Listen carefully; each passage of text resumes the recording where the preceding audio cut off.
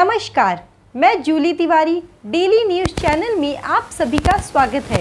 तो चलिए नजर डालते हैं आज के कुछ मुख्य समाचारों पर। महापालिका कर पावती बांटने वाली महिलाओं का आंदोलन सफल, 16 दिसंबर तक मिलेगा बकाया मानधन।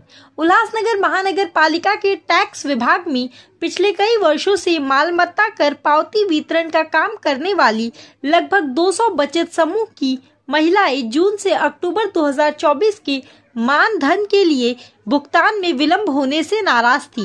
भुगतान न मिलने पर महिलाओं ने संविधान दिवस के दिन महापालिका मुख्यालय के गेट पर आंदोलन करने की चेतावनी दी थी।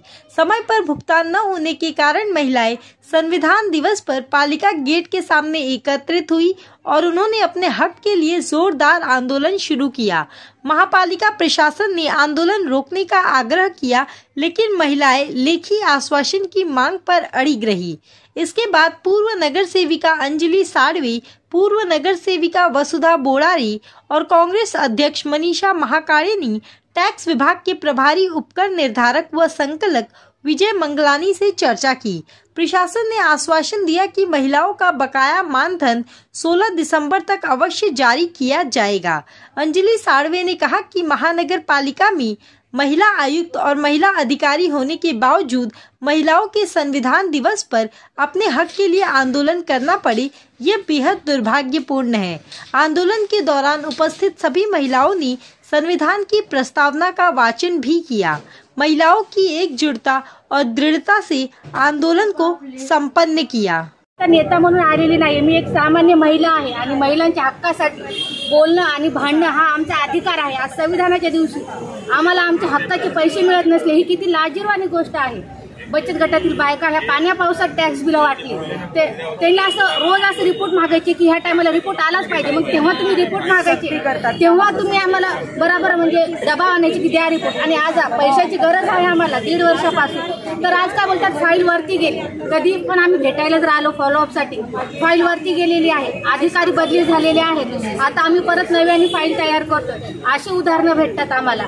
आणि करतो आता काय बोलले होते की आचारसंहिताच्या अगोदर करू, पण आचारसंहिताला आता आली जवळ तरी पण ते कामच करत नाहीत। म्हणून आज आम्ही सर्व महिला इथे एकत्र जमलेल्या आहोत आणि आमचे जे पैसे आहेत ते लवकरात लवकर असं लेखी निवेदन लिहून द्या आम्हाला की आमचे पैसे या अमुक तारखेपर्यंत आम्हाला भेटतील। जर आम्हाला नाही भेटले तर आम्ही परत एकदा असाच महिला मोर्चा काढू आणि आमच्या मागण्या महानगरपालिकेसमोर मांडण्याचा प्रयत्न करू आणि आमचा हक्क आम्ही मिळवूनच घेऊ। आज आम्ही या संदर्भात आलो की गेल्या 1.5 वर्षापासून 2024ला जे मालमत्ता पावती कर वाटप केलेलं आहे महिलांनी, भर पावसात सप्टेंबर ऑक्टोबरपर्यंत त्या पावत्या वाटल्या आहेत आणि त्याचे बिलं अजूनपर्यंत देण्यात आलेले नाही। आयुक्त मॅडम आल्यापासून आम्ही कंटिन्यू फॉलोअप करत आहोत की हा विषय तुम्ही लवकर घ्या, कारण नवीन पावत्या त्यामुळे यावर्षी महिलांनी वाटले नाही, मागच्या वर्षीचे बिलं न दिल्यामुळे। आणि त्यामुळे यावर्षी तुम्ही बघितलं असेल की टॅक्स कमी वसूल झाला आहे। आम्ही वारंवार रिमाइंड करू, प्रत्येक फाईल इकडे गेली तिकडे गेली असंच चालू आहे किती दिवसापासून। त्यामुळे नाईलाजाने हा निर्णय घ्यावा लागला। डॉक्टर बाबासाहेब आंबेडकरांनी आपल्याला संविधानाद्वारे सर्व महिलांना जो हक्क दिलेला आहे, तर त्याच्यामध्ये महिलांनी जे काम केले त्याचाही मोबदला इथे मिळत नाही आहे। म्हणजे शहरी भागात असं काम चाललेलं आहे। तर त्यामुळे आज आम्ही संविधान दिनी हा निर्णय घेतला की आज आम्ही आपल्या महिलांना हक्काचे पैसे मिळवून असतो। तर त्या संदर्भात मग आम्ही मागणी केलं, आंदोलनाचं लेटर दिल्यानंतर आयुक्तांकडून लेटर आले की तुम्ही आंदोलन मागे घ्या, आम्ही लवकरात लवकर हे करून देतो। त्या संदर्भात आता टॅक्स डिपार्टमेंटची आमची मीटिंग झाली आणि त्यांनी आता आम्हाला 16 तारखेपर्यंत यांचं बिलाचं पेमेंट 24 लाखाचं पेमेंट आहे तर ते देण्याचं आश्वासन दिले। नाही झालं तर आम्ही परत हे करू। ठेकेदारांची करोडोची बिलं दिली जातात आणि हे फक्त 24 लाखाचं पेमेंट थांबवण्यामागचा उद्देश काय नक्की पालिकेचा, की महिला बचत गटांना सक्षम नाही करायचं त्यांना? काय बोलताय की प्रूफ नाही, लाडक्या बहिणीला लाचार करायचे, सगळे पैसे लाडक्या बहिणीकडे वळवले आहेत। लाडक्या बहिणीला लाचार करते कसली लाडकी बहीण? एक्झॅक्टली ज्या महिला कामं करतात त्यांचे पैसे देत नाही आणि हक्काचे पैसे मिळत नाही त्यांना। आणि आता आपण आपल्या पालिकेमध्ये जास्तीत जास्त महिला अधिकारी असताना ही वेळ आमच्यावर खरंच महिलांना सबला नाही, महिलांना अबला करायचा प्रकार आहे। लाडक्या बहिणीच्या मदतीने सत्तेत येतात, परंतु लाडक्या बहिणीचंच हे शोषण करतायत असं वाटतं. वर्षभर स्ट्रगल करून दर 2 महिन्यांनी ऑफिसर इथे आलं की दर 2 महिन्यांनी ऑफिसर बदललेला असतो. तो सांगतो मी 10, हे सांगतात मी 10 दिवस झाले आलो.